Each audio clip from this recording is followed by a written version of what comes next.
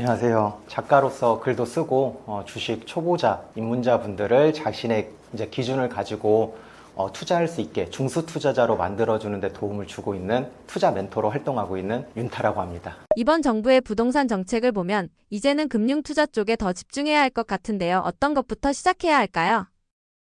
일단 최근 앞으로도 어떤 팀이나 민주당이나 어느 쪽이 이제 그 여당 그리고 정권을 잡더라도 지금 현재 민심도 그렇고 부동산 쪽으로 이제 투자를 해서 이제 시세 차익을 보는 것들에 대해서는 조금 반감이 있기 때문에 앞으로는 계속 투자로 이제 큰 시세 차익을 보기는 좀 어렵다고 저는 생각을 합니다. 이제 재개발, 재건축이 이제 돼야지만 그게 크게 상승을 하고 그런 부분들이 많고 이제 물가 상승률은 해지를 하겠지만 그것도 이제 입지가 좋은 곳들이 주로 이제 우상향을 할 거라고 보고 있는데요. 그렇다 보니까 요즘에 사실 가장 핫한 미국 주식, 배당주 ETF 여러 가지 것들이 이제 핫해지는데 사실 이제 금융상품에 대해서 정확하게 어떤 것부터 해야 되는지도 잘 모르시고 그리고 이 용도들이 어느 정도 정해져 있거든요. 근데 사실 그거를 모르고 그냥 종목부터 봅니다. 종목은 가장 작은 부분이거든요. 가장 맨 마지막 밑부분. 그래서 그거에 대해서 좀 간단하게 제가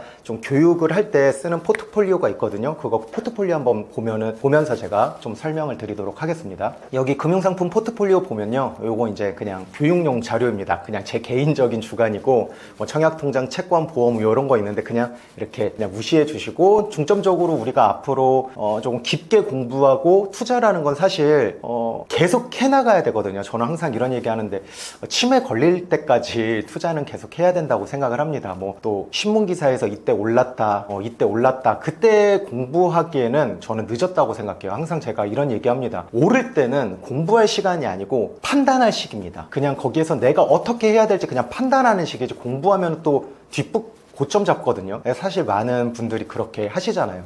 어쩔 수 없죠. 사실 개인의 어떤 삶이 너무 빡셉니다. 우리나라 사람들. 그런 것까지 얘기하면 너무 유튜브에서 크게 되니까 이 정도까지 하고, 그래서 제가 보는 거는 미국 주식 반드시 하셔야 되고요. ETF 이제는 필수입니다. 생존입니다. 더 자세하게 뒤에서 이야기 드리겠지만 우리나라는 기축통화 국가가 아니에요. 저도 일을 하면은, 그리고 우리가 일을 하면 뭘로 받죠? 원화로 받습니다. 원화는 지금 기축통화 순위에서 아예 순위권에 없고요. 기타 통화로 잡고 있습니다. 그래서 사실 한국의 원화를 가지고 무역으로 쓰는 그런 나라는 한 개인가 두 개인 걸로 제가 알고 있거든요. 없다고 보시면 돼요. 잠깐 임시처로 가지고 있는 거죠. 최근에 좀 핫한 이슈인 한미 달러 스워프 협상도 좀 있는데 그런 부분들은 조금 민감하니까 여기에서는 좀 투자 쪽으로 집중을 하고요. 그래서 이 달러 자산 확보를 위해서라도 미국 주식과 ETF는 반드시 하셔야 됩니다. 그래서 앞으로는 야, 너 재테크 얼마 모았어? 이러면은 옛날에는 나 그래도 지금 순자산으로는 한 1억 모았어. 부동산 끼고 그냥 자산으로는 10억 이렇게 모았어. 그죠? 사실 보면은 부동산으로 많이 하면은 순자산이 아닌 자산 100억이라고 하잖아요. 그러면 사실 대출이 90%일 수도 있는데 그렇게도 있지만 앞으로 이제 순자산으로 좀 이야기를 할 것 같은데 금융투자다 보니까, 그래서 달러 자산 그리고 원화 자산으로 같이 모아야 된다고 생각을 합니다. 그렇게 관리를 해줘야 된다고 생각을 하고요. 여기에서 더 디테일하게 가면은 이제 밸런싱, 리밸런싱도 해야 되고, 더 크게 보면 채권과 주식, 부동산, 현금, 또 금, 비트코인까지도 이렇게 쭉 있는데요. 제가 저기 별표 3개 이렇게 쳐놓은 게 미국 주식이랑 한국 주식은 반드시 2개 다 할 줄 아셔야 됩니다. 반드시 할 줄 아셔야 되고 공부하는데 크게 사실 어려운 게 아니기 때문에 꼭 하셔야 됩니다. 가장 먼저 제가 꼭 배우라고 하는 거는 미국 주식 ETF를 먼저 꼭 배우라고 해요. 그게 뭐냐면은 너무 쉽습니다. 진짜 이렇게 쉬울 수가 있을까 하는 생각이 들 정도로 사실 난이도가 너무 낮아요. 그리고 장기적인 추세가 일단 우상향입니다. 지금 현재 패권 국가인 미국이 이 패권국을 유지하는 동안에는 어쨌든 경제 금융의 중심이 될 거예요. 우리가 지금 잘 알고 있는 엔비디아, 메타, 그리고 알파벳, 구글, 테슬라, 마이크로소프트, 그리고 한때 세계 시총 1등이었지만 지금 한 3등으로 밀려나 있는 애플, 그 외에 수많은 기업들이 다 미국에 상장이 돼 있거든요. 세계를 정말 압도하고 중독시켜버리는 중독 기업입니다. 뭐 어느 정도냐면요, 이게 중독이 어느 정도 심하냐면 네팔 같은 경우에는 미국의 SNS를 못 쓴다 그러니까 지금 난리가 났잖아요. 그 정도로 우리는 미국 기업에 이미 중독이 돼 있는 상태입니다. 사실 미국이 국방력, 우리 천조국이라고 하잖아요. 천조를 국방비에 써가지고 한때는 국방력이랑 이런 것들만 좀 강하게 있었고 달러 패권만 있었지만 지금은 이 달러 패권에다가 국방력에다가 이런 중독 기업들, 세계를 다 중독시켜버리는 이런 글로벌 기업, 빅테크 기업을 가지고 있기 때문에 문화, 기술 이런 것들도 지금 더욱더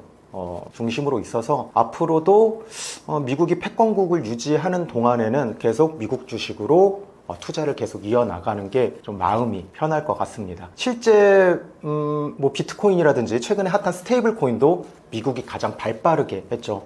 이런 부분 하면 조금 속상하긴 한데 한국 사람으로서 아직도 코인 관련, 비트코인 관련 ETF가 없다라는 것은 이거는 금융 어떤 투자에 대한 보수적인 관점을 넘어서서 이게 그냥 공부를 하기 싫어서 그런 건 아닌가, 그래서 조심스럽게 생각이 듭니다. 뭐 알트코인이나 이런 게 아니고 비트코인 ETF도 없는 거는 사실 좀 아직도 조금 이해가 좀 안 되는데요. 그런 부분들도 암호화폐 쪽에서도 발빠르게 시장을 선점하고 있죠. 뭐 잘 아시는 것처럼 마이크로 스트레치라는 그런 기업은 비트코인만 모아서 시가총액이 어마어마하게 커졌잖아요. 그죠? 그래서 또 이런 잘 나갈 때만 그러면 미국이 좋으냐? 그렇지 않습니다. 제가 오프라인에서 계속 가장 많이 이야기하는 것 중에 하나가 바로 우리가 가장 흑수저고, 요거 집중해 주세요. 요거 흑수저인데 돈을 가장 많이 벌 수 있고 우리가 역전을 할 수 있는 거는 항상 공황입니다. 경제공황. 최근에 일어난 공황은 2020년도에 일어난 코로나 팬데믹 공황이죠. 그 뒤에 빵 하면서 비트코인으로 부자된 사람, 그죠? 주식으로 부자된 사람, 그때는 뭐 이제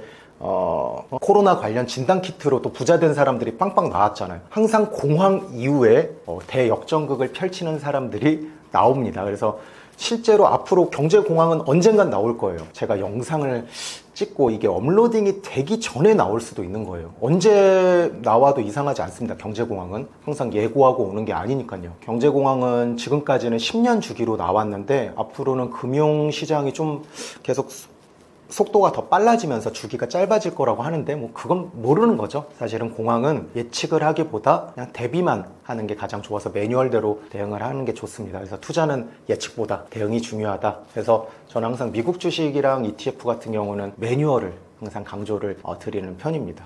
그러면 이 패권 국가가 있는데요. 과거 역사 데이터만 보더라도 우리는 딱 알 수 있어요. 이거 지수 차트만 보더라도 알 수가 있거든요. 코로나 때, 그리고 금융위기 때, 그리고 그 전에 있던 2000년도 나스닥 버블 때, 그때만 보더라도 미국이 한 20-30% 떨어지면은 한국은 반토막이 됩니다. 뭐 예를 들어 50%가 지수가 코스피가 50% 떨어졌어요. 나스닥은 20% 떨어졌어요. 그 차이에만으로도 우리가 달러를 가지고 있다가 원화로 하면 되겠죠. 더군다나 심지어 경제 공황이 일어나면 어떻게 되죠? 달러가 급등을 합니다. 그래서 달러를 원화로 바꾸면서 환차익이 나고요. 또 거기에서 많이 떨어진, 그래도 공황이 와도 펀더멘탈이 탄탄한 대한민국이 한 번에 무너지진 않아요. 제가 뒤쪽에서 이야기 드리겠지만 이런 유튜브나 SNS 정보를 어떻게 활용하는지도 제가 자세히 이야기 드릴 겁니다. 그거는 사실 오프라인에서밖에 얘기 안 했거든요. 근데 제가 유일하게 자발적으로 나오는 곳이에요. 제가 외부 채널은 아예 안 나갑니다. 한 군데도 안 나가요. 잘 오프라인만 하는데 근데 좀 준비를 해왔습니다. 좀 용기를 가지고 그러니까 뒤에까지 좀 집중해서 보시면 좋을 것 같고, 자, 다시 돌아와서 경제공황이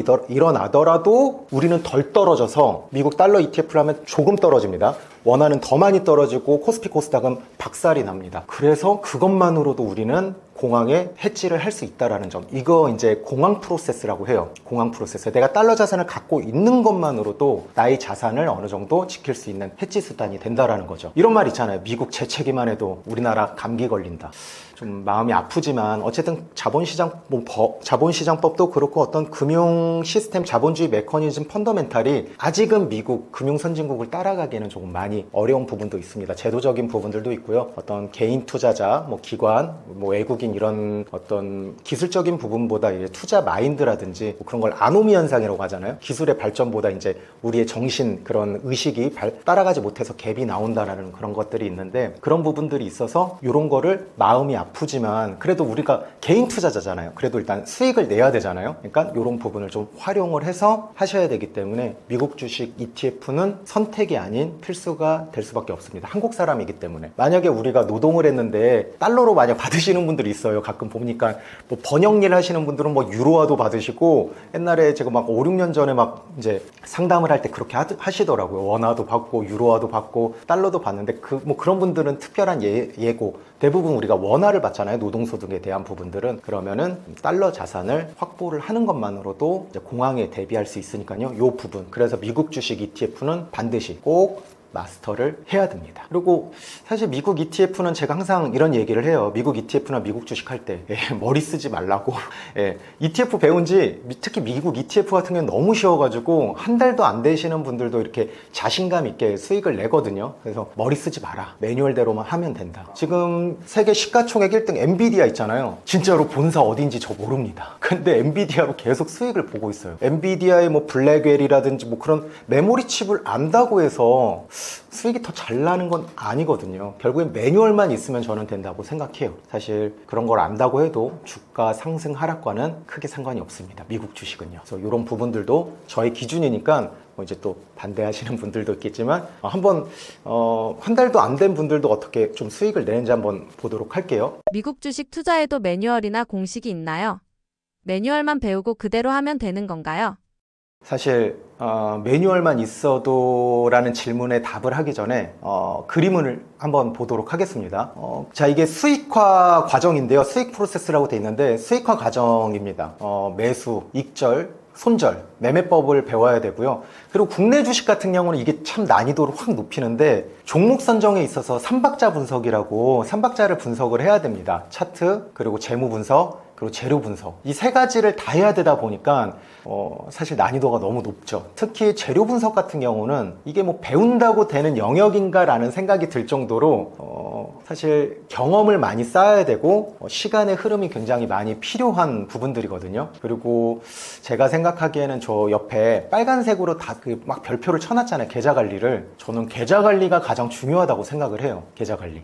여기에서 계좌 관리에 대한 팁 가장 중요하거든요. 저는 주식 투자에서 가장 중요한 게 매매법이냐 또는 분석 방법이냐 계좌 관리냐, 저는 계좌 관리라고 생각합니다. 특히 우리 많이 들어보셨을 거예요. 비중 배정만 잘 지켜도 국내 주식으로는 크게 돈을 잃지 않을 겁니다. 요거 잠깐 세지만 요거 그래도 이야기 드릴게요. 국내 주식 하시는 분들은 이거 꼭 기억해 주세요. 저는 진짜입니다. 국내 주식에서 제일 중요한 한 가지를 딱 꼽으라면 전 무조건 비중 배정입니다. 왜 그러냐면은 비중 배정이 뭐냐면은 내가 한 종목에 얼마를 들어갈지, 그리고 내가 몇 개의 종목을 할지, 그거거든요. 사실은 뭐 부동산으로 집으로 치자면은 방 3개에 뭐 화장실 2개를 할지, 뭐 방 2개 큰 거 2개를 하고 화장실 1개를 할지, 그런 부분들이 이제 배정이거든요. 그리고 이제 비중. 어떤 방은 좀 더 넓을 수 있고 작은 방은 좀 더 작을 수 있고 그렇게 되잖아요. 초보자분들은 웬만하면 균등 비중으로 해가지고 내가 1000만 원 하면 뭐 200, 200을 하는 게 가장 좋긴 하지만 그건 뭐 본인이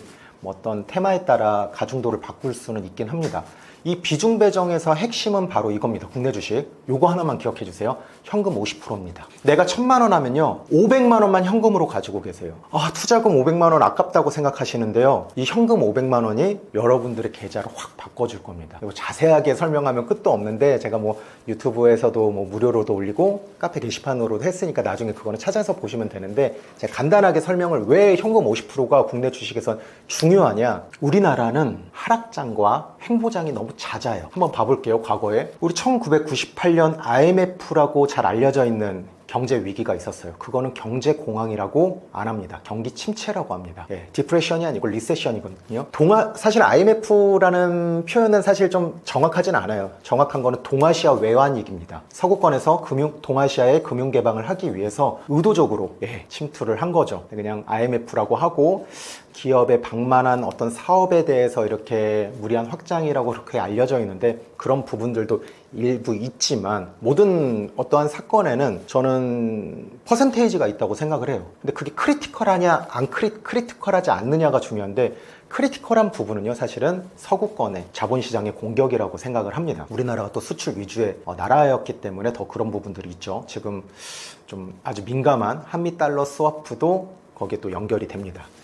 자, 우리나라는 동아시아 외환위기 97, 98년도에 일어났지만 경제공황 아니에요. 미국은 그런 거 겪지 않았어요. 다른 나라도 겪지 않았습니다. 일본도 겪지 않았어요. 중국도 그때 미국의 무기를 사면서 겪지 않았고요. 홍콩은 그때 아마 하버드 금융학과 출신의 그 총리인가 대통령이 그렇게 탁 해가지고 워낙 금융에 대해서 잘 알아가지고 방어를 했고요. 우리나라는 그런 부분들에 대해서 잘 관계도 좋지 않았고 실력도 좋지 않은 그 두 가지가 결합이 되면서 외환위기가 왔는데요. 그것만으로 끝이냐? 2000년 나스닥 버블, 2000년도 초반에 나스닥 IT 버블, 그때도 공황 때도 우리는 또 폭락을 맞았죠. 또 우리 또 그리고 끝이었나요? 우리 자체만으로 또 2002년 LG카드 신용카드 대란 사태 기억나시나요? LG카드 없어지고 또 우리나라만 발생한 거. 그리고 또 금융위기가 옵니다. 왜 주식으로 돈을 벌지 못하는 이유를 아시겠죠? 현금 50%를 반드시 가지고 있어요. 이거 외에도 자잘자잘한 하락들이 꽤나 많았습니다. 이건 제가 이야기하는 것들은 정말 큼직큼직한 거고요. 거기다 금융위기 또 오면은 또 폭락이 오고요. 그리고 나서도 자잘자잘한 거 계속 나오죠. 코로나 공황도 있고 그전에도 있고 뭐 2019년 한미 지소미아 협상으로 해서 그때 반일 불매 운동주 관련해서 막 올랐을 때도 그때도 또 하락이 왔습니다. 그리고 트럼프 대통령 1기, 트럼프 정부 1기 때도 금리 인상 1차 때, 2차 때, 3차 때 했을 때도 그때도 폭락이 왔고요. 그리고 코로나 공황이 왔고요. 최근에 대한민국이 또 러시아랑 우크라이나가 전쟁하는데 우리나라가 더 많이 떨어졌죠. 러시아보다 전쟁하는 나라보다 더 많이 떨어졌습니다. 자원 빈곤 국가니까요. 수출 위주의 나라니까요. 자, 여기까지 설명해도 충분한데 2023년도 말 기억나시나요? 부동산 PF 사태? 예, 그것도 있어요. 수없이 하락장과 횡보장이 가득 있는 곳에서 박앤세일이 너무 자주 일어나기 때문에 현금 50%를 꼭 챙기시기 바랍니다. 저는 이것만으로도 돈 정말 많이 아꼈다고 생각해요. 왜 주식 투자로 돈 번 사람이 없는지 이제 아시겠죠? 부동산이 더 많은 이유가 사실 부동산은 버틸 수밖에 없잖아요. 대출도 갚아야 되고 어떻게든. 근데 주식은 손가락만 누르면은 손절을 할 수 있으니까요. 대부분 사실 그렇잖아요. 뒤에서도 또 이야기 드리겠지만 국내 주식 나왔으니까 이야기하면은 국내 주식은 장기 투자가 불가능합니다. 아예 불가능해요. 대부분은 불가능해요. 물론 부자는 가능해요. 그런데 대부분 90%는 전 불가능하다고 생각을 해요. 제조업이고 그리고 경기 순환을 타는 곳입니다. 그럼 이렇게 가는데 10년 동안 계속 있으면은 제자리일 수도 있고요. 떨어질 수도 있어요. 또 돈이 필요하면요. 우리는 어쨌든 황금성이 높은 주식을 팔 수밖에 없습니다. 근데 보험을 예약하시는 분들도 있는데 보험은 제일 마지막에 금융상품에서 마지막에 예약해야 되는 겁니다. 황금성이 있는 것들. 그래서 국내 주식을 할 때는 난이도가 이렇게 높아요. 이렇게 높기 때문에 가장 중요한 거. 여기 다 설명하기에는 너무 길잖아요. 가장 중요한 한 가지.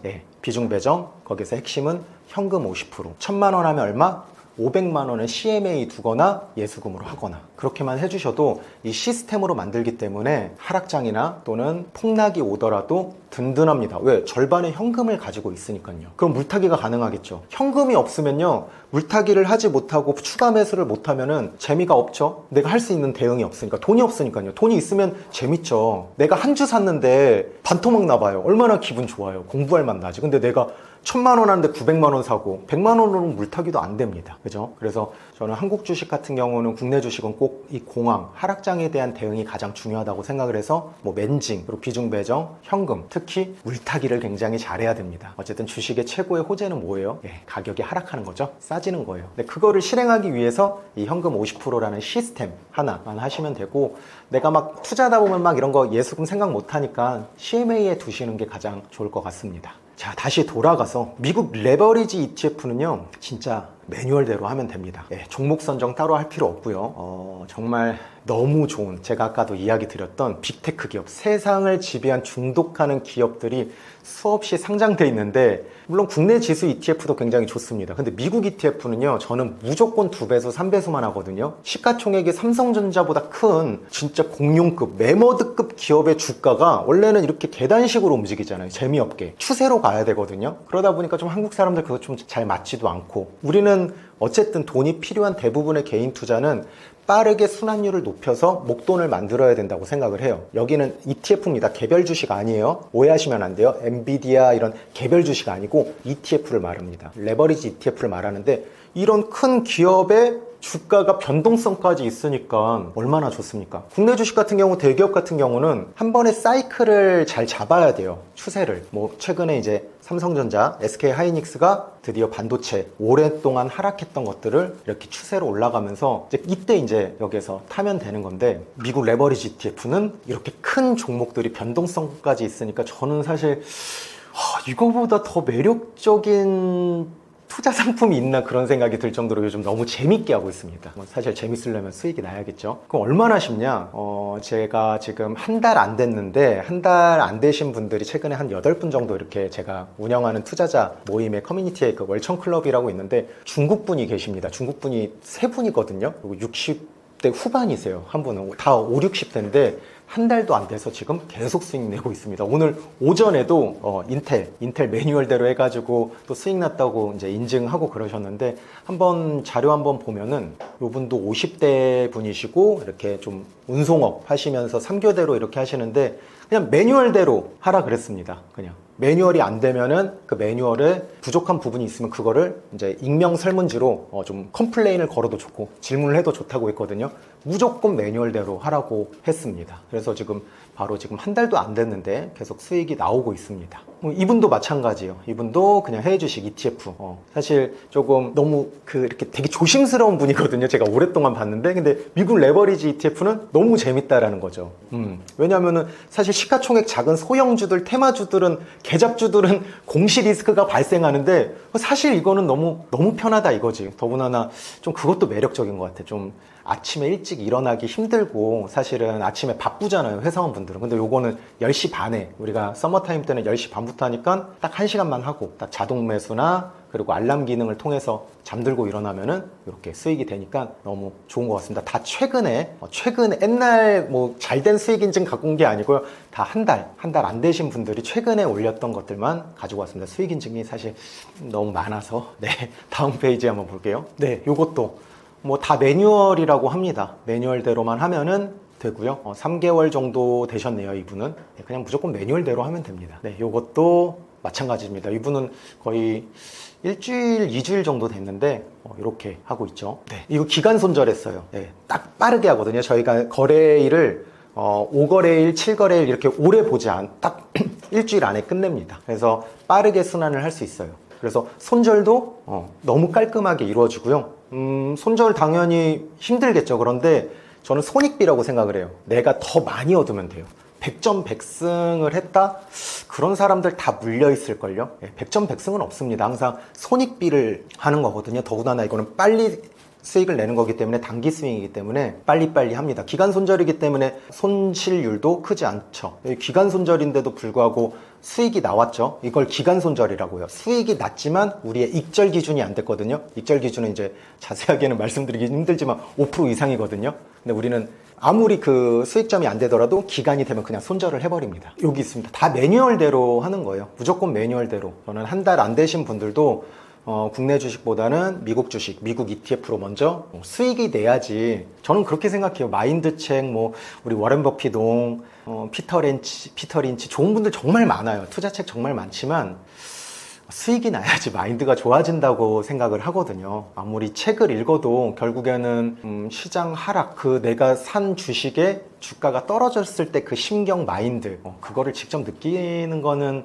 또 다르거든요. 그래서 저는 너무 책을 많이 보는 그런 박사들은 되지 말라고 이야기를 합니다. 그래서 이렇게 수익 인증 이렇게 살짝 이렇게 받고, 다 최근입니다. 그래서 자랑이 아니고 그래도 이렇게 제 말에 좀 신뢰도를 높이기 위해서 이렇게 오늘 아침에 이렇게 갖고 온 겁니다. 그래서 자세하게 더 보고 싶으시면은 저기 네이버 카페에 투자자 트레이닝 캠프 있으니까 거기서 다 보시면 됩니다. 저희는 회원분들이 100% 다 올립니다. 저희는 소규모로 하기 때문에 다 오프라인에서 해가지고 다 그 직업이라든지 다 알아요. 국적도 중국 사람들입니다.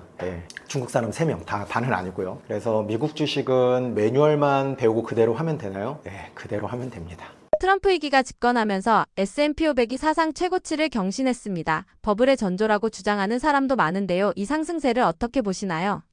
사실 이제 버블이다, 고점이다, AI 너무 많이 오른 거 아니냐 이러는데요. 강남 아파트 고점 있나요? 강남 아파트는 계속 오를 겁니다. 공항이 터져서 설령 반토막이 되더라도 살 수 있는 사람이 별로 없을 정도로 계속 올라갈 거예요. 그리고 버블은 사실은 잘못된 부분이 아니에요. 우리 주식의 특징이 항상 물어봐요. 첫 번째, 주식은 오르고 내리는 성질이 있습니다 라고 얘기를 해요. 근데 사람들은 배울 때는 다 고개를 끄덕이지만 막상 오르지 않고 내릴 때는 이상하다고 하고, 이상한 게 아니거든요. 주식은 오르고 내리는 성질이 있어서 당연한 겁니다. 버블도 당연한 거예요. 자본주의에서는 버블이 필수고요. 반드시 저는 있어야 된다고 생각을 해요. 이 자본주의 메커니즘, 특히 주식시장에서는 없을 수가 없습니다. 그 이유가 뭘까요? 바로 인간의 욕망을 측정할 수 없기 때문입니다. 이 버블이요, 결국에는 강한 상승을 이끌어줘요. 지금 미국 시장에 버블이 끼어 있냐? 네, 끼어 있습니다. 언제까지 갈까요?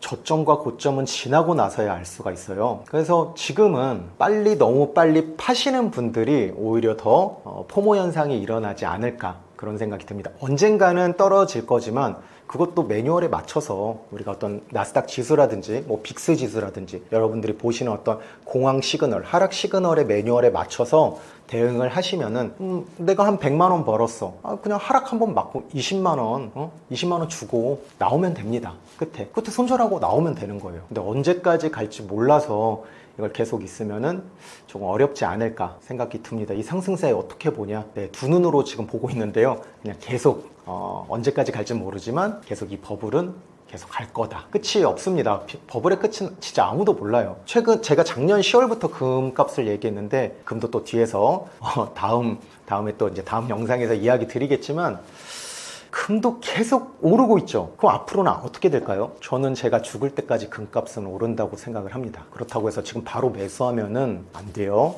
예전에 유튜브에서 2차전지 막 고점이라고 해가지고 그거 막 상장 폐지 당하고, 그러니까 뒤에서 영상 다 보고 해야 돼요. 누가 이렇게 얘기한다고 해서 하면 안 됩니다. 근데 이제 큰 방향성의 추세는 금은 전 계속 오른다고 생각을 하고 있고요. 비트코인도 마찬가지고요. 그래서 버블은 앞으로도 계속 이 자본주의 메커니즘이 무너지지 않는 한 버블은 항상 있으니까요. 이 버블에 대한 것들을 내가 이해하는 것보다는 받아들이고 어떻게 대응할지만 좀 생각을 해보시면 좋을 것 같습니다. 뭐 공황 하락장에 대한 매뉴얼만 있으면 충분히 대응 가능합니다. 그거는 제가 앞서서 어떤 공황 프로세스에 대해서 이야기를, 달러 자산 확보에 대한 중요성 이야기를 드렸으니까 조금 이렇게 필기하시면서 보신 분들은 연결이 되실 거예요. 그래도 풀면서 갑니다. 막 다 숨기고 그러진 않아요. 근데 너무 막 이게 다 여기에서 증명을 하고 그러기에는 또 세계관이 있다 보니까 그래도 계속 제가 온라인에서 풀 수 있는 부분들은 다 풀려고 하니까 이렇게 좀 영상을 좀 보면서 이렇게 하시면은 그래도 이해가 되실 겁니다. 테마형 고배당, 월배당 등 ETF는 세대를 거듭하며 진화해 왔습니다. 현재 국내 투자자들에게 가장 유망하다고 보는 유형은 무엇인가요?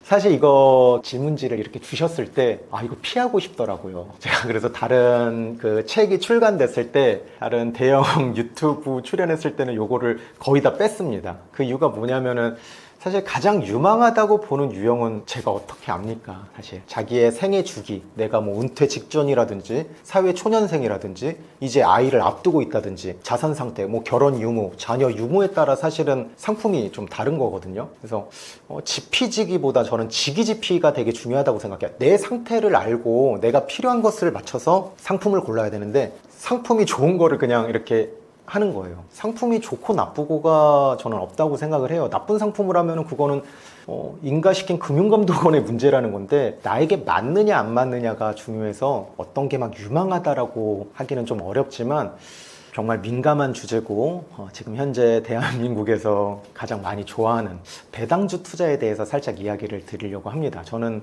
배당주 투자를 지향하는 편입니다. 좋아하지는 않아요. 왜냐하면 배당주 투자는 공황이 약합니다. 물론 배당주뿐만 아니라 가치주, 성장주, 부동산, 채권 다 박살이 나는 게 공황인데요. 배당주 투자자의 목적은 사실 시세 차익도 있긴 하겠지만 주식에서 나오는 배당을 가지고 생활비로 충당하는 것인데, 이 주가가 하락하면 배당도 하락하게 돼 있습니다. 그리고 배당주의 대부분은 성장이 끝났기 때문에 배당을 주는 게 아닐까요? 그래서 시세 차익, 즉 주가가 회복하기에는 저는 굉장히 어렵다고 생각을 해요. 예전에 있던 배당주 관련 차트들만 보더라도. 그래서 그 주가가 회복하는 일이 없다면 저는 쉽지는 않을 것 같고요. 물론 어느 정도 은퇴를 앞둔 사람이거나 또는 세금적인 부분, 자산 리밸런싱을 위해서라면 모를까, 저는 그리고 어떤 노후 대비를 위해서는 배당주보다는 저는 차라리 가치주 쪽에서 찾아보는 게 좋다고 저는 생각을 합니다. 저는요. 그래서 가치주는 또 공황이 또 강하고요. 다시 주가가 회복할 확률이 굉장히 높습니다. 그래서 저는 월배당형이라든지 고배당형 상품은요. 공황이 온다면은 결국에는 내 원금을 미리 뽑아서 쓰는 형태가 되지 않을까 조금 염려스럽습니다. 워낙 요즘에 현금 흐름에 대한 중요성이 많이 작용을 하고 특히 뭐 일자리, 양질의 일자리가 조금 제공이 되지 않다 보니까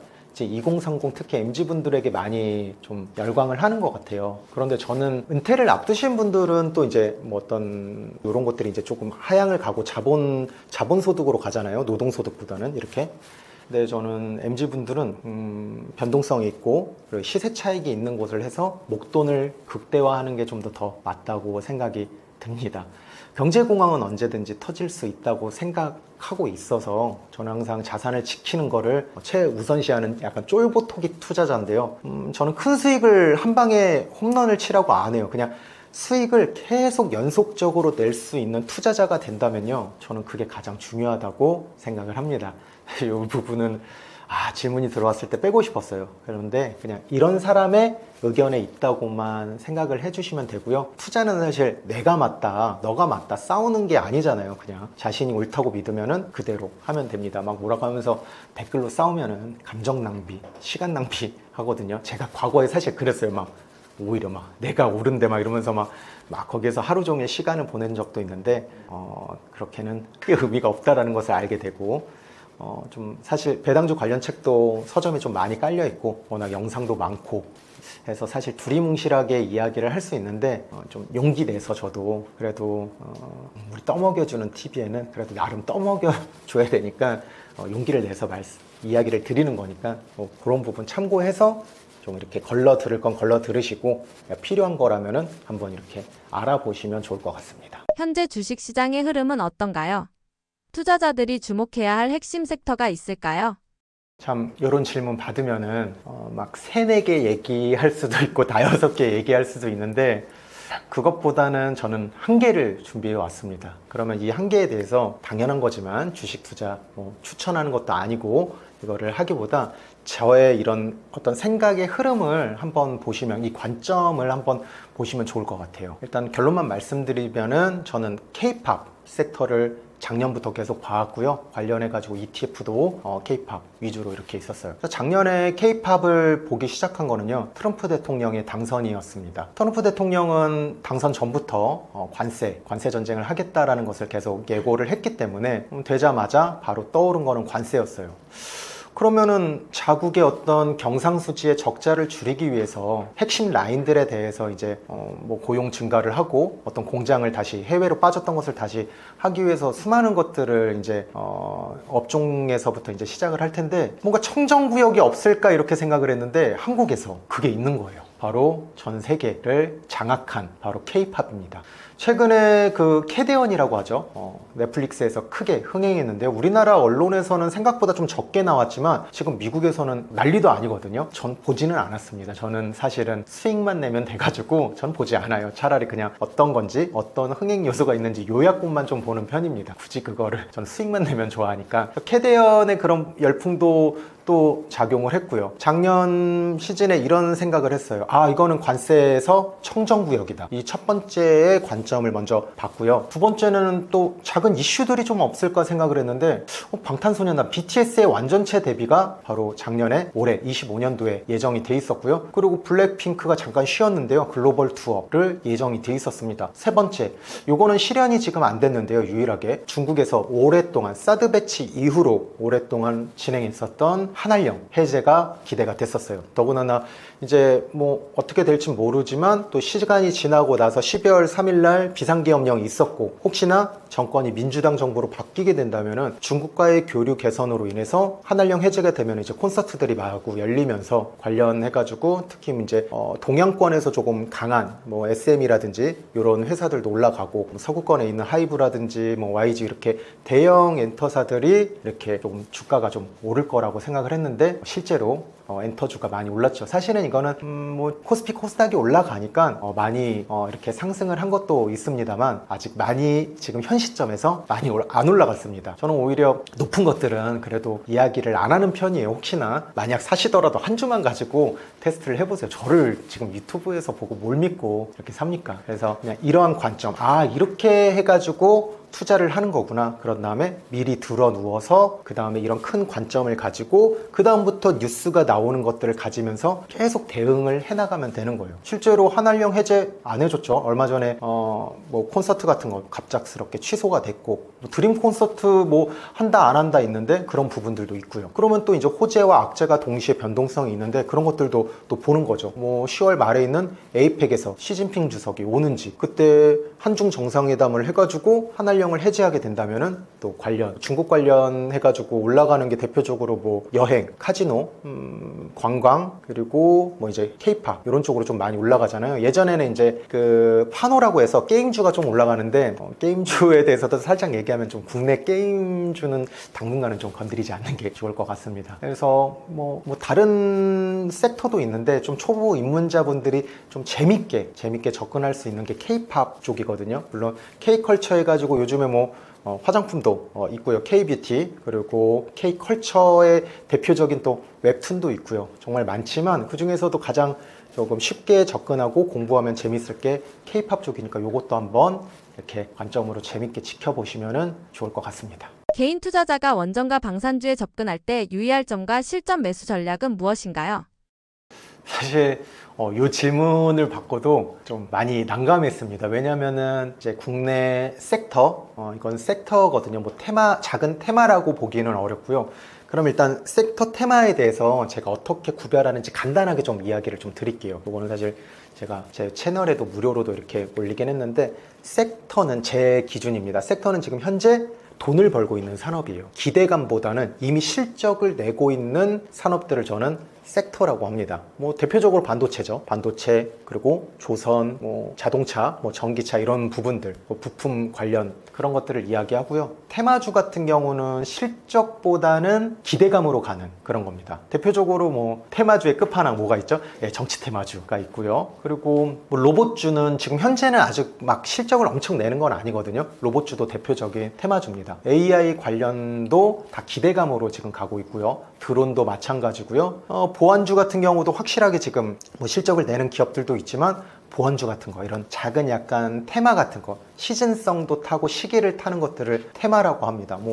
뭐 여름에 물난리가 나면은 뭐 수도관 관련주가 나오는 거고 뭐 해킹 사태가 나오면은 보안주가 나오는 거고 뭐 대북주도 대표적인 테마주죠. 지금 10월 에이펙 있으니까 이렇게 해가지고 또 어떻게 될지 모르니까 이런 것들이 테마주입니다. 지금 뭐 우리의 미래에 좀 먹거리 산업이 될 수도 있어. 근데 현재는 아닌 거. 지금 섹터 같은 경우는 우리 현재 먹거리 산업, 우리 대한민국의 어떤 강력한 제조업들 대부분으로 이루어지는 거죠. 그래서 섹터 테마 같은 경우 중에서 지금 이제 원자력이랑 방산주 같은 경우는 이제 섹터 투자라고 보시면 되는데요. 이런 섹터 투자는 사실은 난이도가 굉장히 높습니다. 왜냐면은 큰 추세의 흐름을 봐야 돼가지고 이제 기술적 분석으로 보면은 추세선 또 그을 줄 알아야 되고 추세도 차트를 볼 줄 알아야 되고 그런 어떤 산업의 순환 구조 이렇게 선순환 구조라고 해요. 계속 돌아갑니다. 우리나라는 제조업이라서 사이클을 타요. 경기 순환 주기. 그래서 뭐 자동차 경기, 반도체 경기 이렇게 이야기를 해서 개인 투자자에게는 사실은 저는 추천하지는 않습니다. 왜냐면은 이거 하면은 다 존버하게 돼요. 존버하게 되면은 어떤 시간 대비 수익률로 보면은 적금한테 지는 경우도 생기고 짜증나고 심지어 뭐 차라리 잃지만 않아도 다행인데 돈이 필요하게 되면 또 손절을 하게 됩니다. 그래서 저는 중장기 투자로 갈 수 있는 부분들도 있어서 이런 섹터 투자는 상당히 어렵다고 보는데요. 원자력도 지금 사실 원자력은 또 이슈가 되고 있죠. 어쨌든 지금 현재 정부는 원자력 보다는 지금 어쨌든 친환경 쪽으로 가고 있잖아요. 그래서 뭐 태양광 테마도 갖고 풍력 테마도 이렇게 가는 것처럼 원자력은 장기적으로 보면은 필수 불가결의 산업이라고 생각을 해요. 결국엔 AI에서 핵심은요, 에너지 공급입니다. 그 에너지 공급 중에서 가장 효율적인 게 원자력입니다. 또 우리나라 원자력 기술 좋잖아요. 그래서 뭐 체코, 폴란드에 이렇게 막 수출도 하고 막 이렇게 해가지고 좋은 성과를 내고 있습니다. 그래서 이것도 좀 이야기 드리면, 그래서 결국에는 원자력을 해야 되고, 이 AI의 가장 큰 핵심은 전력 공급이라서 그 코덱스에서 나오는 AI 전력 ETF도 제가 올해 초부터 이야기를 했는데 이거 좀 또 많이 올랐어요. 이런 관점들, 원자력을 안 하려고 하면 할수록 원자력이 눌리면 눌릴수록 좀 기회라고 생각을 해가지고 이렇게 관점으로 접근을 했는데, 지금은 최근에 좀 어느 정도 원자력이 올라간 상태고요. 이런 섹터를 할 때는 계속 올라가는 것들을 지향하셨으면 좋겠습니다. 안 하셨으면 좋겠어요. 뭐 예를 들어 뭐 마스가 프로젝트라고 해서 막 지금 조선주가 더 올라갈 거래요. 물론 올라갈 수 있죠. 근데 차트를 한번 봐보세요. 계속 올라가면은 뭐 더 올라갈 수도 있겠지만 하락률이 조금 더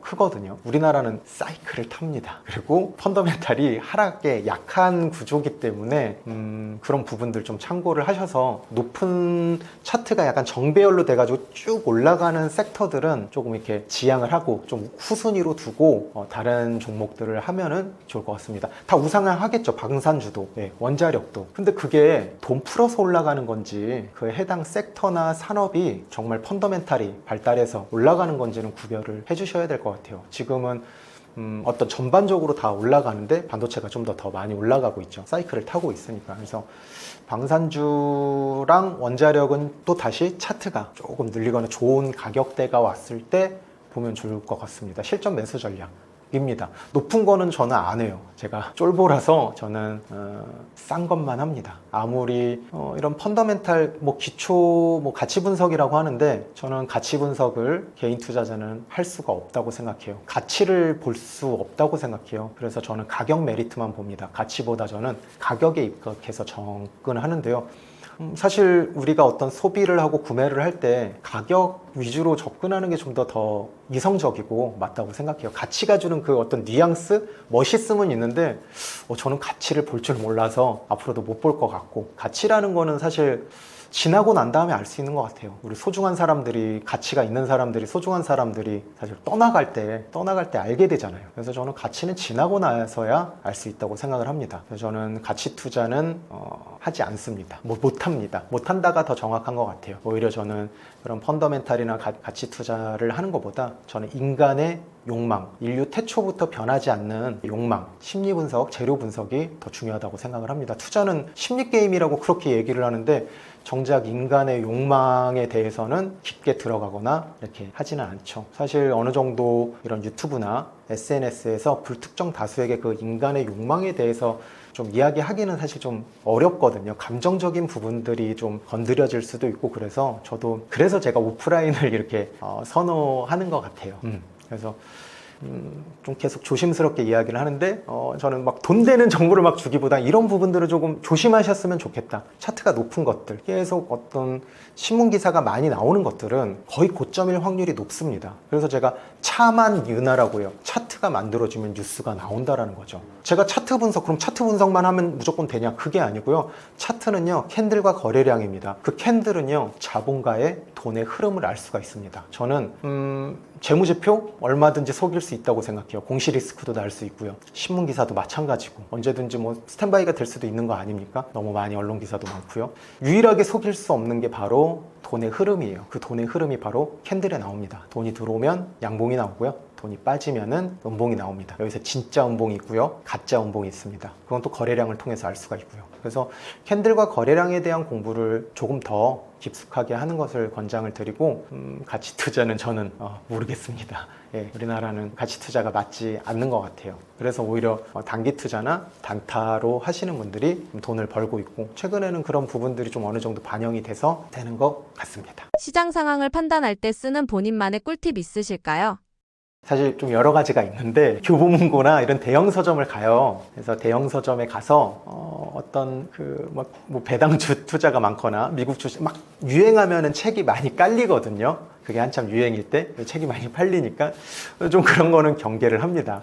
저도 책을 출간하는 입장에서 이런 얘기하면 좀 그렇지만 근데 저는 뭐 그런 거 판단해서 하는 건 아니고 그래서 그런 좀 교보문고나 이런 대형 서점 뭐 영풍문고나 이렇게 가가지고 좀 보는 편이에요. 그게 왜 그러냐면은 사실 자산 시장이 한창 좋을 때는 좀 재테크 책이 많이 나와요. 그리고 막 금리 인상이 되고 자산 시장이 좀 이렇게 조정을 받고 하락을 할 때는 뭐가 많이 나와요? 자기계발 책이 많이 깔립니다. 그래서 저는 오히려 자기계발 책이 많이 깔렸을 때 저는 재테크 책을 사서 공부를 하는 게 맞다고 생각을 하고요. 그리고 막상 주식 책이 많이 나오기 시작할 때는 공부보다는 빠른 판단과 결정을 해서 돈을 버는 게 맞다고 생각해요. 근데 계속 대중들은 대부분은 삶이 너무 많이 지쳐서 그 여유가 없기 때문에 조금 뒷북을 또는 고점에 잡을 수밖에 없지 않나 그런 생각이 들어서 제 생각입니다. 저는 이렇게 좀 한번 보는데 여러 가지 그냥 뭐 흔히 이런 밈들이 있잖아요. 인간지표 모은다라고 하는데 그 중에 제가 그래도 가장 약한 수준의 수위로 하나를 풀어드립니다. 나머지는 너무 세가지고 풀기는 좀 어려울 것 같아요. 그래서 이렇게 좀 보면은 될 것 같습니다. 이렇게 계속 시장에 자기계발 책이 나왔다가 재테크 책이 나왔다가 계속 그러는 것 같아요. 요즘에는 또 예전보다는 돈에 대한 부분들이 더 중요성이 커지다 보니까 경제경영 쪽에서 계속 이렇게 많이 또 나오잖아요. 최근 금값이 사상 최고치를 경신한 배경은 무엇인가요?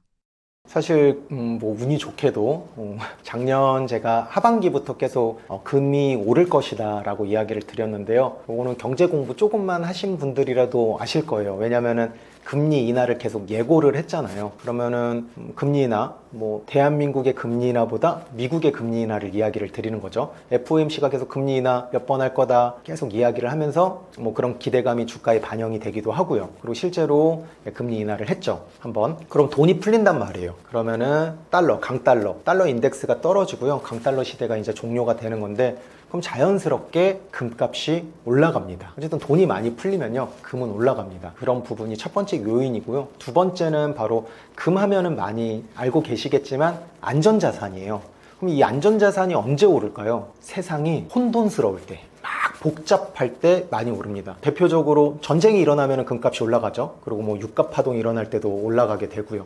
그래서 이 두 가지가 같이 겹치면서 금리 인하의 예고를 하면서 동시에 지금도 막 미중 패권 전쟁도 하고 중동 난리 나고 러시아 우크라이나 안 끝나잖아요. 끝낼 생각이 없는 것 같은데 계속 그런 부분들이 있다 보니까 금값이 계속 이렇게 쭉 1년 가까이 지금 계속 오르고 있습니다. 요거는 기본적인 두 가지 요인이니까 반드시 외워주세요. 금리 인하, 돈이 풀면은 어떤 화폐 가치가 떨어지고 그리고 안전자산이다 보니까 불안정하면은 미국도 막 불안정해. 그럼 금밖에 없다 이거죠. 금은 더 찍어내지 못하니까요. 공급량이 한정돼 있죠. 여기에서 추가적으로 생각할 게 뭐 있습니까? 금과 비슷하게 우리 디지털 금이라고 하는 비트코인도 같이 연계해서 보시면은 조금 더 재밌게 할 수 있을 것 같습니다. 금 가을 효과라고 불리는 계절적 특성이 실제 투자 전략에 어떤 의미를 가지나요? 사실 금은 계절적 특성은 따로 없고요. 가을 효과 이런 건 없고 그냥 최근에 아마 이제 대부분은 이제 금에 대한 어떤 기사를 보고 뒤늦게 좀 아는 경우라서 이렇게 나온 것 같은데 금은 계속 꾸준하게 우상향합니다. 금 가을 효과라고 하는데 계절적 특성은 사실은 저는 없다고 생각을 하고요. 한번 제가 작년에 이제 금 투자 노트라고 해서 금 ETF로 좀 돈을 벌었으면 좋겠어 가지고 제가 만든 자료인데요. 한번 요거 가지고 한번 좀 설명을 드려보도록 할게요. 금의 역사 본질 이해해서 저는 이제 너무 깊게 공부하는 것을 좋아하지 않습니다. 딱 수익에 필요한 것만 공부하는 것을 좋아하고요. 뭐 그런 예시로 항상 제갈량이 될 필요 없다. 관우 장비가 되면 된다. 어차피 우리는 전장에 나서서 직접 수익을 내야 되니까 이런 얘기를 하는데요. 자, 한번 보시면은 인간은 오랫동안 금을 좋아했습니다. 그죠? 사실 금이 산업용으로 공업용으로 치면은 은보다 훨씬 효용 가치가 떨어지거든요. 근데 그냥 금이 그렇게 지정한 거예요. 이거는 합리성과 어떤 타당성으로 따질 수가 있는 게 아니죠. 뭐 대표적으로 뭐 샤넬백 있고요, 강남 아파트 있고요, 벤츠도 마찬가지입니다. 똑같이 그런 어떤 효용 가치만 따진다면은 사실 꼭 그것들을 할 필요는 없는 거잖아요. 그런 거랑 비슷하게 금도 그렇게 됩니다. 그래서 뭐 옛날부터 금은 신성함과 부의 상징으로 했는데요. 그런 이미지가 장식을 하고 있고요. 그래서 관상, 장식용으로 사용을 하고 있는데 그럼에도 불구하고 금은 계속 인간이 좋아하기 때문에 올라갑니다. 뭐 잘 아시는 것처럼 영국에서 금본위제 공식 채택하면서 예전에는 이제 그 금으로 바꿨잖아요. 자국의 화폐 가치를. 이것도 사실은 제한한 게 미국인데 미국이 없애버렸죠. 그래서 금본위제는 20세기 중반에서부터 폐지될 때까지 그리고 폐지된 오늘날까지도 안전자산으로 인식하고 있습니다. 자, 금 가격이 가파르게 오르는 현상은 과거에서도 알 수가 있죠. 24년도 제가 저거 딱 투자노트 만들 때까지 금은 안전자산으로 분류합니다. 일단은 공급량이 정해져 있어요. 더 이상 늘어나지 않죠. 금 매장량은 불변합니다. 증가하지 않아요. 부중성이라고 하죠. 연금술을 통해서 오랫동안 금을 만들려고 했지만 연금술, 금을 만드는 인공적으로 만들어낼 수가 없죠. 다이아는 지금 인공적으로 만들어낼 수가 있잖아요. 그런데 이제는 옛날에는 아프리카에 가면은 막 영화로도 옛날에 있었잖아요. 블러드 다이아몬드라고 바위에 이렇게 바위에도 있었고 뭐 이렇게 있는데 지금은 정말 깊숙하게 들어가야 돼요. 그러다 보니까 금 채굴 비용이 계속 증가를 합니다. 그렇다 보니까 금에 대한 수요는 계속 유지하지만 채굴에 대한 비용이 더 늘어나다 보니까 금의 가격은 상대적으로 높아질 수밖에 없고요. 힘들게 캤는데 더 받고 싶은 심리가 발생하는 거는 또 당연한 이유죠. 이런 것 때문에도 우상향을 할 수밖에 없습니다. 각 나라의 중앙은행은 사실은 이런 이유로 저런 이유로 계속 중앙은행 화폐를 찍어내죠. 지금 이재명 대통령의 어떤 그런 정책을 보더라도 이제 내수 경기를 진작시키기 위해서 소비 쿠폰을 지금 2차까지 나왔잖아요. 그리고 그 외에도 지금 이렇게 있는데 원화를 계속 중앙은행이 풀어대면은 당연히 그런 돈의 가치는 떨어집니다. 인플레이션이 발생을 해서요.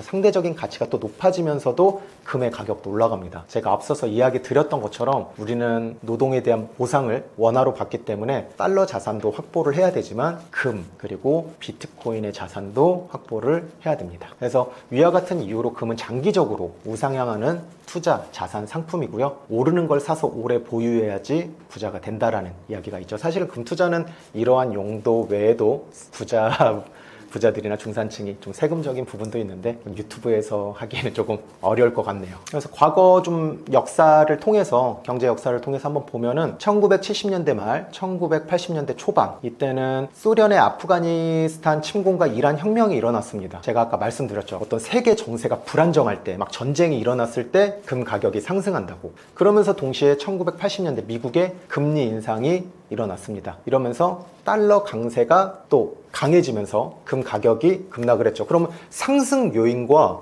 하락 요인이 동시에 작용을 했네요. 근데 더 센 게 뭐였어요? 네, 달러 강세. 그래서 그 영향을 더 크게 받아서 금 가격이 하락한 겁니다. 이렇게 두 가지의 요소의 더 강력한 힘에 의해서 금 가격이 움직인다라는 것도 한번 보시면 좋을 것 같고요. 두 번째 사례 2011년도, 15년도 하락 및 횡보인데요. 이때도 이제 금 가격, 미국이 양적 완화하고요. 또 금리 인상 가능성을 하고요. 이때도 달러 강세가 더 강하게 작용을 해서 금 가격이 하락했습니다. 그래서 두 가지 요인을 항상 동시에 보는 습관을 들이시면은 금 투자하실 때 조금 더 판단을 할 때 도움이 될 것 같습니다. 2018년도, 19년도는 횡보를 했는데요. 이때는 미중 무역 전쟁 애매했죠. 매매했고 그리고 연준의 금리 인상 정책으로 금 가격은 횡보를 했습니다. 지금은 이제 금리 인하고요. 그리고 국제 정세가 지금 막 난리도 아니죠. 또 트럼프 대통령이 지금 무역 자유주의에서 미국의 고립주의 특성이 나오면서 자신만의 편으로 이렇게 막 동맹국들이랑 하면서 오히려 동맹국들 압박하면서 대미 투자하든 관세 올리든 선택을 하라고 이렇게 하는 상황이기 때문에 금값이 더욱더 평소의 움직임보다 가파르게 올라갔습니다. 국내 금 시장에서 나타나는 김치 프리미엄 현상은 글로벌 금 투자자에게 어떤 시사점을 줄 수 있나요?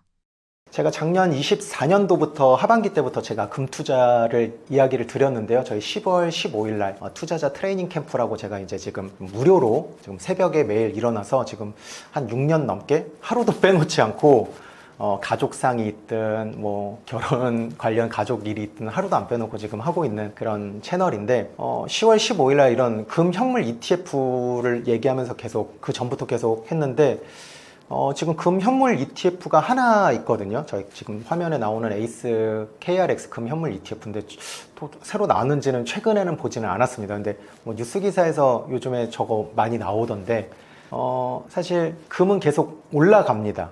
미리 이야기를 드렸고요. 김치 프리미엄 현상이 사실은 최근에 계속 일어나고 있죠. 그리고 이제 좀 지나가지고 제가 계속 이제 금에 대해서 계속 이야기를 합니다. 뭐 한 번 얘기해서는 잘 모르니까 계속 얘기를 해야 됩니다. 100번, 200번. 금 많이 올랐다. 금은 앞으로도 계속 오를 겁니다. 제가 생각하기 전에는 죽을 때까지 계속 오른다고 봅니다. 꾸준히 가져가세요. 팔지 말고 좋은 건 파는 게 아닙니다. 보유하면서 그걸 계속 증식시키는 거죠. 금, 비트코인은 계속 보유하면서 늘리는 겁니다. 뭐 달러는 지금 단기 고점이니까 뭐 이런 얘기를 하는데, 자, 여기에서 이거는 기본적인 방향성이에요. 기본적인 방향성인데, 자, 김치 프리미엄은 일반적인 상황일까요? 아니면 특이한 상황일까요? 특이한 상황이죠. 특이한 상황일 때는 기준을, 매뉴얼을 벗어나는 겁니다. 요게 이제 대응 실력이죠. 여기에서 이제 투자자의 레벨 차이가 좀 납니다. 초보자분들은 요거는 이제 막 매뉴얼대로만 해야 되니까 그런데, 여기에서 이제 투자자 실력이 가름이 되죠. PPT 중에 그 김치 프리미엄 현상 이거는 지금 오늘 촬영이 오늘 10월 2일이죠. 개천절 전날인데 제가 어제 이야기했던 겁니다. 금은 김치 프리미엄이 좀 낀 것 같다. 특이한 상황이죠. 특이한 상황일 때는 특이한 상황에 많이 올라갔죠. 금의 변동성이 이게 아니었거든요. 이게 대한민국 특성인데, 대한민국 사람들은 와, 금도 투기처럼 하는 것 같아요. 참 투자보다는 투기의 민족이 아닌가 그런 생각이 들어서, 이렇게 급등을 할 때는 저는 반을 팝니다. 반반 이스키를 써요. 물량을 줄입니다. 그래서 지금 김치 프리미엄이나 이런 것들이 있을 때는 사실을 진입하기보다는 기존에 있던, 아래서부터 사고 있던 사람들이나 보유자들의 어떤 수익 실현 타이밍, 그리고 매도 타이밍이니까 사실은 초보자분들은 이것만 꼭 지켜주세요. 고점만 안 잡으면 돼요. 다시 내려옵니다. 주식은요, 오르고 내리는 특성이 있습니다. 반드시 내립니다. 안 내려요? 다른 거 보시면 돼요. 이것만 꼭 지켜주시면 됩니다. 제가 이렇게 장전에 브리핑 때 이렇게 이야기를 드렸는데, 바로 그날 오후에 12시 4분에 저렇게 크게 8% 정도 빠집니다. 그러면은 그 전에 샀던 사람들은 지금 또 물려 있거든요, 지금. 그쵸? 급등 뒤엔 뭐다? 급락이다. 급락 뒤엔 급등이다라는 어떤 기준과 매뉴얼이 있기 때문에 이런 부분들도 하나 좀 챙겨가시면 좋을 것 같아요. 정상적인 움직임이 아니잖아요. 정상적인 움직임이 아닐 때는 내가 무언가 대응을 해야 되는 겁니다. 그래서 제가 이제 금 물량 50% 이하로 줄이겠습니다 라고 이야기를 드렸어요. 이게 돌려서 말하면 모르실까봐 이렇게 뭐 금은 개별 종목도 아니고, 사실은 금이라는 거는 뭐 제가 뭐 현물로 갖고 있을 수도 있고, 뭐 금통장도 있고 ETF도 있는데 50% 이하로 줄여야겠습니다 라고 얘기를 했어요. 그리고 금 영원히 오른다고 계속 사기만 하는 건 아니죠. 매뉴얼도, 금도 사실은 떨어질 때마다 이제 분할 매수를 하는 방법으로 하고 있는데, 저는 오르는 거를 사진 않습니다. 오를 때, 양봉일 때 하는 거는 단타 매매죠. 실시간으로. 그래서 이런 부분들, 김치 프리미엄 있다고, 지금 국내 기사 있다고 막 또 포모 현상 일어나서 조바심 있어서 이렇게 고점 들어가려고 하는데요. 오르긴 할 겁니다. 그런데 지금 단기 고점을 하면은 평단가, 평균 매입 단가에서 밀리기 때문에 심리적으로 시간을 내 편으로 만들어서 쭉 길게 갖고 가는 게 아니고요. 시간과 싸우게 됩니다. 저는 제가 자주 이야기 드리는 거예요. 인생 최고의 도둑놈은 조바심이라고. 조바심을 가장 경계하시기 바랍니다. 저희는 지금 대부분은 밑에서 산 사람들은 물량을 줄여나가고 있습니다. 기술적 지표 RSI 70 이상을 활용한 금 매수 매도 전략은 얼마나 신뢰할 수 있나요? 사실 이제 예시로 RSI가 나왔는데, 뭐 RSI 같은 경우는 차라리 지수 ETF를 할 때 과매수랑 과매도를 볼 때 쓰는 그런 보조 지표거든요. 저는 그렇게 씁니다. 사실 금은 괜히 아는 척 하는 건 아닌 것 같아서, 금이 이 질문을 받고 금 관련해 가지고 뭐 이제 우리가 금 인덱스 같은 거, 또는 이제 미국 뭐 IAU인가요? 뭐 그런 것도 있고, 에이스 금 현물 ETF로도 이제 RSI 넣어서 해봤는데 저는 잘 모르겠습니다. 저는 그걸 가지고 매매를 한 적은 없고, 저는 그냥 고점 대비 몇 프로 떨어졌는지, 또는 선으로 지지 저항을 그어서 그렇게 알아보는 편이고요. 보조 지표에 대해서 간략하게 뭐 이제 RSI만 나온 게 아니고, 뭐 볼린저 밴드도 있고 다양하게 많잖아요. 매물대도 있고. 보조 지표는 일단 기본적으로 이동평균선을 비롯해서 다 후행 지표입니다. 후행 지표이기 때문에 보조 지표에 대해서는 너무 많이 크게 의존하기보다, 저는 캔들과 거래량에 대한 공부를 좀 제대로 하고요. 그 캔들과 거래량을 각각 공부하고, 그 관계 또한 공부를 하면은, 저는 흔히 말해서 이제 차트 분석, 기술적 분석 중에 하나인 차트 분석은 끝이라고 생각을 합니다. 저는 보조 지표를 지양합니다. 쓰지 않나요. 왜냐면은 초반에는 막 그렇게 했는데, 두발 자전거 타기 전에 이제 보조바퀴 다는 거잖아요. 근데 제가 그렇게 해서 이제 보조바퀴를 달고 이렇게 하는 걸 했더니 그 보조바퀴를 안 빼시더라고요. 거기에 너무 익숙해져서. 그래서 저는 처음 하시는 분들에겐 보조지표 아예 안 가르쳐 줍니다. 예, 근데 본인이 뭐 찾아서 다른 곳에서 봐서 하는 거는 제가 그 욕망은 막을 수는 없지만 저는 기본적으로 보조지표를 아예 사용하지 않습니다. 트럼프 행정부의 스테이블 코인 정책이 금 가격에 미치는 영향은 어떻게 해석해야 하나요? 이 질문을 받았을 때 저도 이제 개인 투자자잖아요. 저는 뭐 전문가라는 표현보다는 개인 투자자가 좋은데 투자자는 그냥 공부를 해야 된다고 생각을 해요. 그래서 이 질문을 받고 이 질문 자체가 뭔지 몰라가지고 스테이블 코인이랑 금 가격이랑 뭐 오히려 뭐 이제 금이랑 비트코인의 관계 뭐 이렇게까지도 가서 사실은 AI를 좀 해가지고 AI한테 도움을 요청해서 이제 공부를 해봤는데 사실 이런 질문들이나 이런 것들이 하나의 조각들입니다. 이슈들이에요. 제가 뒤에 3부 영상에서 제가 자세하게 이야기 드리겠지만 우리가 이런 작은 조각이나 이슈들이 썸네일이나 제목들에 의해서 키워드가 자극적이잖아요. 그리고 어떤 이슈들을 이렇게 보는데 저보다 훨씬 더 잘하시는 뭐 저도 잘하진 못하지만 엄청 잘하시는 분들보다는 초보 입문자분들이 많다고 생각하고 이야기를 드리면은 이런 작은 조각의 이슈 하나를 보기보다 틀을 잡는 게 굉장히 중요하거든요. 제가 계속 1부, 2부 때도 계속 이야기 드린 게 바로 이런 부분인데 이걸 안다고 해서 어떻게 되진 않습니다. 사실은 스테이블 코인이 뭔지, 이 본질이 뭔지, 금에 대한 본질이 뭔지를 알면은 그냥 더 정확하게 알 수가 있는데 스테이블 코인은 사실은 금 가격보다는 스테이블 코인이 비트코인과 어떻게 상생하느냐 또는 비트코인과 상생하지 않고 대체하느냐의 관계를 좀 더 알아보는 게 방향성으로 맞지 않을까 생각이 들어요. 금과 스테이블 코인보다는 비트코인과 스테이블 코인으로 보시면 됩니다. 근데 이 스테이블 코인 정책도 미국이 먼저 선점을 했고 지금 USDT 위주로 이렇게 있고요. 한국도 이제 스테이블 코인 나온다고 하는데 이거는 노코멘트 하겠습니다. 제가 용기가 이거는 안 나네요. 저는 그래도 미국의 스테이블 코인을 좀 집중적으로 보는 게 좋지 않을까 생각하고 저는 미국 스테이블 코인만 한국 스테이블 코인은 저는 안 합니다. 일단은 기본적으로 원화 기준보다는 미국 달러 기준으로 또 비트코인이나 뭐 암호화폐 시장도 또 미국이 장악을 했기 때문에 이왕이면은 좀 달러 기축통화로 되어 있는 스테이블 코인을 좀 하는 게 아닐까. 뭐 더 자세하게는 다른 분들도 이미 다 이야기를 했기 때문에 그렇게 생각이 듭니다. 유튜브와 SNS에 넘쳐나는 투자 정보들이 넘치는 시대인데요. 어떤 정보를 신뢰해야 하고 어떻게 활용해야 할까요? 사실 이거는 제가 민감하고 저도 힘이 없는 개인 투자자라서 오프라인에서만 이야기를 드리는 건데 제가 한번 이야기를 드립니다. 사실 유튜브에 있는 뭐 정말 잘하시는 분들도 있죠. 근데 저는 유튜브로 볼 때 가끔 이런 이야기를 해요. 대한민국 국민이 5천만인데 10%면은 500만이고요. 1%면은 50만입니다. 근데 50만 명이 이렇게 유튜브에 성공한 사람들로 이렇게 다 있진 않잖아요. 우리가 막 주식 투자 성공하고 부동산 투자 성공하고 사업 성공하시는 분들이 50만 명 안 되는 걸로 알고 있거든요. 계속 이렇게 성공하는 사람들의 채널 인터뷰도 있고 이러지만 5만 명 될까요? 5만 명도 안 되는 것 같아요. 5천 명 될까요? 그 5천 명들이 또 어떤 선으로 계속 성공을 거둬서 선으로 이어지는 것까지도 또 우리는 알 수가 없다고 생각을 합니다. 그래서 저는 이런 유튜브에서 성공하는 사람들의 그런 어떤 이야기를 보면은 그냥 내가 쓸 수 있는 것들만 그렇게 참고해서 보시면 되고요. 특수적인 부분들도 있을 거예요. 보편성도 있겠지만 특수적인 부분도 있으니까 그거를 좀 걸러서 보시면 되고 제가 항상 이런 얘기해요. 저 사람을 롤모델로 삼기보다 일단 주변 지인들, 가족들 중에서 투자 제일 짱 먹으라고 그게 현실적인 목표가 저는 될 거라고 생각을 하거든요. 그래서 그런 부분들은 동기부여로 좀 보시면 좋을 것 같고 그리고 일단은 저는 메신저라고 합니다. 저도 그런 메신저 중에 한 명인데요. 저는 유튜브보다는 이제 글을 통해서 이제 전달하는 메신저인데 특히 오프라인으로 좀 하는 편인데 우리 메신저분들이 그렇잖아요. 그리고 언론도 그렇잖아요. 그 기자님들이나 또 유튜브 어떤 전달하는 그런 채널을 운영하시는 분들이 어떤 것을 목표로 하는지 한번 생각을 해보시면 좋을 것 같아요.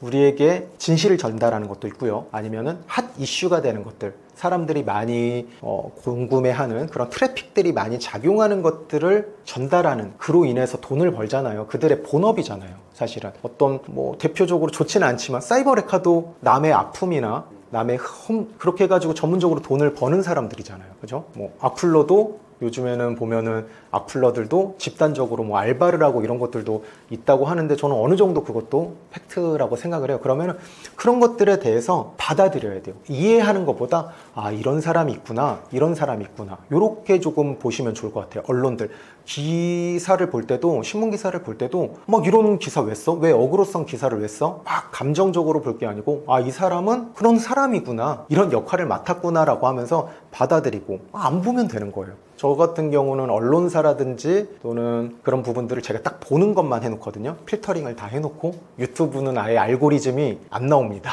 유튜브 딱 키면 아무 화면도 안 나와요, 저는. 그래서 그렇게 활용을 하는데 그런 유튜브 메신저들, 그죠? 그걸 좀 저를 잘 파악해서 보시면 좋을 것 같아요. 왜냐면은 투자라는 건요, 저는 그렇게 생각합니다. 현실성이 정말 중요하다고 생각을 해요. 이 영상도 근데 제가 이 영상을 할 때 사실은 본질적인 부분, 시간이 좀 지나도 계속 보면은 도움이 되는 영상을 그래도 제 그런 컨텐츠를, 내용을 전달했으면 좋겠다라는 생각으로 하지만 일반적으로 특히 투자 정보 같은 경우는 감가상각이 많이 일어나요. 종목들에 대한 부분들이나 작은 이슈들에 대한 거는. 그래서 본질을 좀 파악을 하시면 좋을 것 같고요.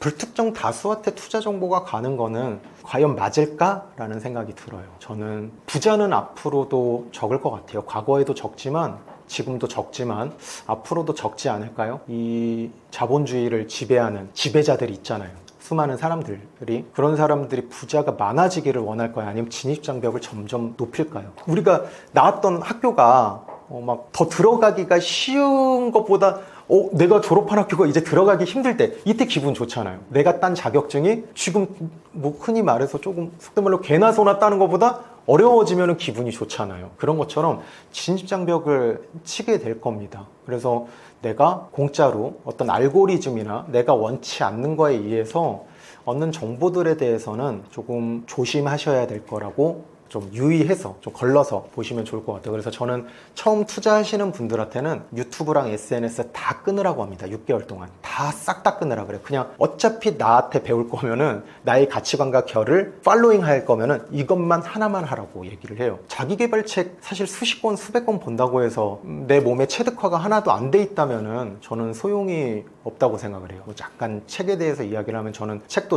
전투 독서를 하라고 하거든요. 제가 워낙 예전에, 지금도 마찬가지지만 오지랖이 되게 넓었어요. 미련했어요. 과거에 집착하고. 미련한 사람은 투자를 잘 못하거든요. 현재를 보고 미래를 봐야 되는데. 그래서 이 미련함을 어떻게 할까 이러면서 찾다가 그 마크 맨슨의 신경 끄기의 기술이라는 책이 있었어요. 저 그거 11개월 동안 읽었습니다. 11개월 동안 한 문장 보고 실행하고 한 문장 보고 실행하면서 11개월 동안 했어요. 그래서 그렇게 하면서 사실은 정말 중요한 것만 남기게 되는 것을 알게 됐어요. 사실은 그러면서 좀 인간관계도 많이 정리가 됐는데, 그때에 비해서 정말 너무 저의 가치관과 결에 맞는 사람들만 남다 보니까 더 훨씬 더 좋아진 것 같습니다. 책을 막 한 달에 30권 보고, 물론 그것도 좋겠지만 저는 딱 제대로 된 거 하나, 원싱이라는 책도 있잖아요. 원싱하는 게 저는 가장 중요하다고 생각을 해요. 지금 포모 현상 때문에 내가 저 정보를 모르면 막 손해보는 것 같고, 오징어 게임 2 안 보면 막 큰일 나는 것 같고, 그렇지 않거든요. 사실은 전혀 그렇지 않아요. 세상은 변하지 않아요. 내 통장 잔고에 문제 없습니다. 오징어 게임 2 안 봐도. 엔비디아